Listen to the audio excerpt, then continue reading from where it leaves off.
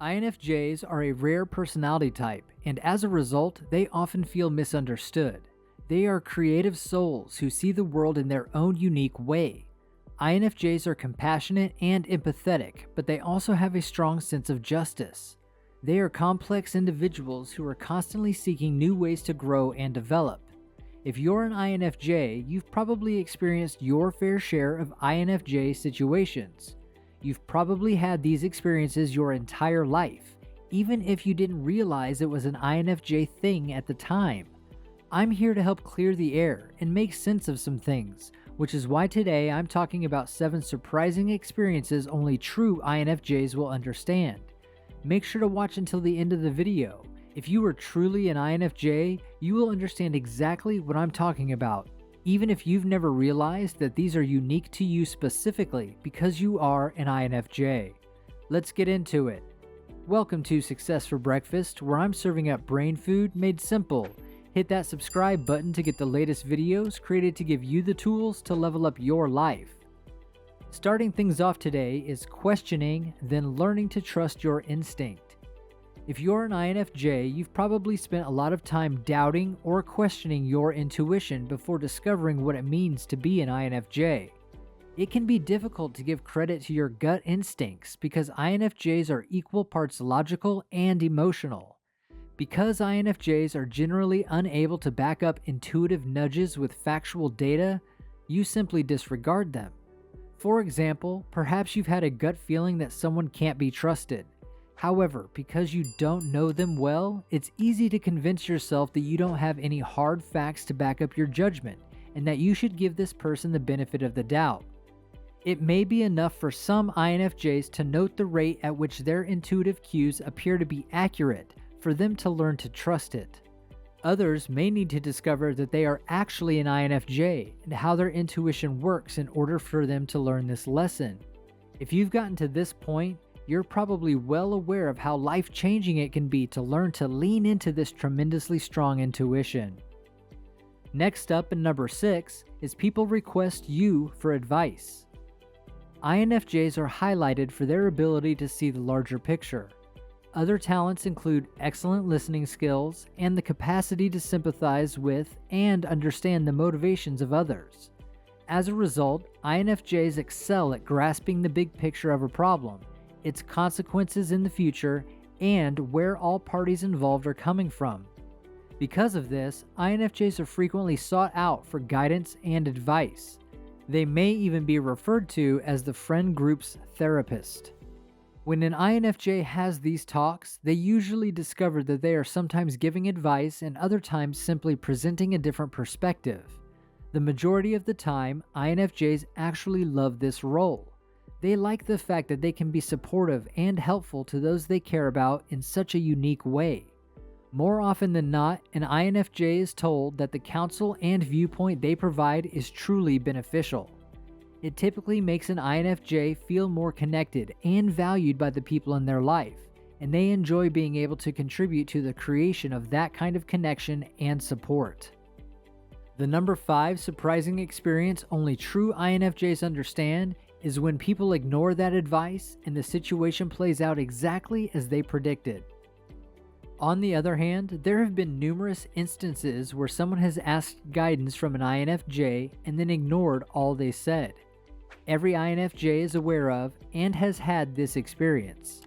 While INFJs enjoy offering their time, energy, and insights to help others, it may be extremely disheartening and exhausting to provide these resources just to have the advice ignored. And most of the time, the situation unfolds just as they predicted. It's exhausting in a way that they don't experience when they're talking to someone who is open to their point of view. It's much worse when a preventable disaster unfolds in front of their eyes. Everyone has control over their lives and has the ability to make their own decisions, but it can be frustrating to devote so much time and emotional energy to a situation in the hopes of being helpful and supportive, only for it to be in vain, especially when someone had asked for your assistance. Learning when to stop giving too much of yourself might be difficult. When you hold back, you may always feel a sense of guilt, but it's crucial for your personal well-being and it makes you available to others who actually value your viewpoint. Next up on my list today is convincing people that you really do want to stay in on a Friday night. Staying home has long been associated with sadness and loneliness in our society, but it's always been what true freedom looks like for INFJs. And while there is more introvert awareness than ever before, there are still plenty of people who believe they are helping an INFJ by asking them to come out with them. Most INFJs have never actually had to tell someone, "No, I really want to stay home tonight. Please don't bother me." Most INFJs have learned to pick their battles by now. "I have plans" is a popular go-to response. They are not deceiving anyone. They genuinely really do have plans to stay at home. If an INFJ gets to know someone better and discovers that they are appreciative of an INFJ's plans, they will be more open with them. Otherwise, they keep their plans private. It's simply not worth the effort. If you've gotten some value from this video so far, please show your appreciation and hit that like button. That signals YouTube that you think other people could benefit from this video too. Kicking off my top 3 today is becoming aware that you are an INFJ. This might be one of the most completely relatable and common INFJ experiences out there. It's the, "oh my god, this explains everything" moment. This is why being an INFJ can change your life. INFJs are thought to be the most uncommon personality type.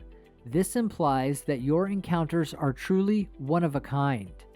Even if you're in a polite and supportive setting, INFJs are often fully aware that they're not like the majority of people. When most INFJs first hear my explanation, they feel a strong connection to it. It's the first time they realize why they've always felt so different.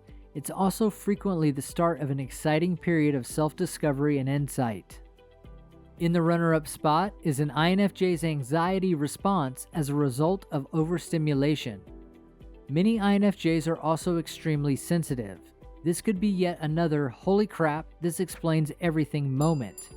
If you're unfamiliar with high sensitivity, it's an inherited personality trait that basically says your nervous system is more sensitive than 80 to 85% of the population. For you, the world is louder, brighter, and more crowded than most. So if you've ever felt like this, it's not your imagination. When you're overstimulated, it may feel similar to anxiousness, but it's not the same thing. There is a distinct difference for the majority of INFJs. If anything causes them anxiety, the very thought of doing it makes them anxious. As an example, imagine you need to make a phone call. However, if something overstimulates an INFJ, the prospect of the activity doesn't make them anxious. They are aware that they don't enjoy it, yet there is no tension associated with it. The anxiety response doesn't occur until they are in the situation and have been overstimulated. I wanted to share this since so many INFJs have this experience, yet the extremely sensitive personality trait isn't discussed as frequently as it should be. Topping my list, and the number 1 surprising experience only true INFJs understand, is INFJs are reluctant to accept anything at face value. While the rest of the world appears to step out into their environment with confidence, effortlessly believing that the walls, floors, and buildings around them will sustain them, INFJs second-guess everything. What's the difference between an illusion and reality? What is the significance of these actual, tactile items? They desire to go beyond the tangible world, beyond the senses, and beyond the bounds of time itself in order to comprehend the ultimate meaning of everything.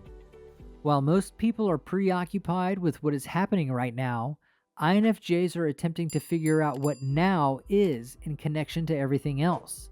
In fact, what exactly does it mean to exist in the now? However, INFJs take longer than other types, particularly sensory types, to determine what is real and what is not. It's very common for INFJs to claim that as children, they wondered constantly about the nature of reality and their place in life's play. The only thing these experiences have in common is that only INFJs recognize that they begin within. Because the outside world simply does not understand them, I wanted to throw some light on a few internal situations that I'm sure you're all too familiar with. This is why these INFJ-only experiences serve to remind you that loneliness and misunderstanding are not a burden. They're there to remind you that you are destined for greatness and that you are intended to stand out and make a difference. Are you an INFJ, and have you had an experience that only an INFJ could understand? Please tell me your stories in the comments below. You've got this. Now go get it done. Grab yourself some more INFJ brain food and watch one of the videos on your screen right now.